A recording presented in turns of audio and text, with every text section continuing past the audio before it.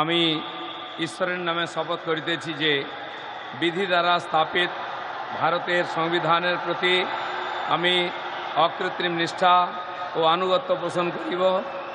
আমি ভারতের সার্বভৌমত্ব ও অখণ্ডতা রক্ষা করিব। পশ্চিমবঙ্গ রাজ্যের মন্ত্রীরূপে আমার কর্তব্যসমূহ নিষ্ঠাপূর্বক এবং বিবেকসম্মতভাবে নির্বাহ করিব এবং ভয় বা পক্ষপাত প্রীতি বা বিদ্বেষ রহিত হইয়া সকল শ্রেণীর জনগণের প্রতি সংবিধান ও বিধি অনুসারে ন্যায়াচরণ করিব।